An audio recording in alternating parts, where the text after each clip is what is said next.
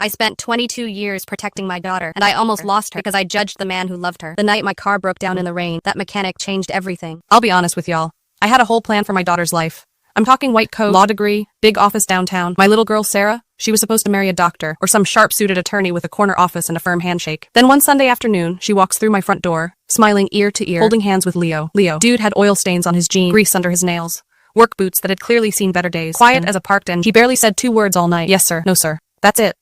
I smiled. But inside I was thinking, no way, not my daughter. Weeks went by. Sarah was glowing, laughing more, talking about the shop like it was Disneyland. Every time she said his name, her eyes lit up, and I just couldn't wrap my head around it. A mechanic?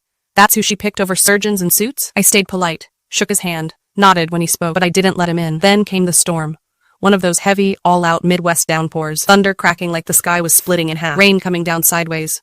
I was driving my 1967 Mustang, my pride and joy, the car my dad and I rebuilt together before he passed. Halfway down the highway, she died. Engine coughed, lights flickered, silence, cars flying past, water splashing up. My phone barely had signal. I was soaked, frustrated, and yeah, I'll admit it, scared. Sarah said softly, "Dad, I'm calling Leo." I almost said no, but I didn't. 30 minutes later, headlights cut through the rain. Leo's old pickup rolled in behind me. No dramatic entrance, no big speech. He just grabbed his toolbox, nodded once, and slid under the car. Rain turned the dirt into straight-up mud. His shirt was soaked in minutes. Water dripping off his face, hands working steady, focused. 3 hours.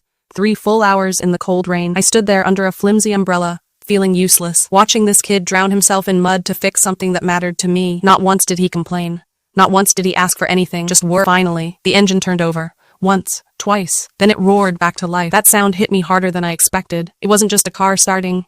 It was memories breathing again. Leo crawled out from underneath, covered in grease and rainwater. He looked exhausted. I reached for my wallet. "Son, how much do I owe you?" He shook his head immediately. "Nothing, sir." I frowned. "You've been out here 3 hours. He glanced at the Mustang, then at me. "Sir, I know this car ain't just metal to you. Sarah told me about you and your dad building it together. She said it's one of your favorite memories." He wiped his hands on a rag. "If she loves something, I take care of it. That's kind of my job." He paused, then added quietly, "And anything she loves, I protect."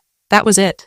No big emotional speech. No trying to impress me, just truth. Standing there on that dark highway, rain still pouring, something shifted in me. I didn't need a son-in-law with a framed diploma on the wall. I needed a man who would lay in the mud for my daughter's happiness. A man who understood that love isn't about title, it's about showing up. These days, Leo and I spend Saturdays in the garage.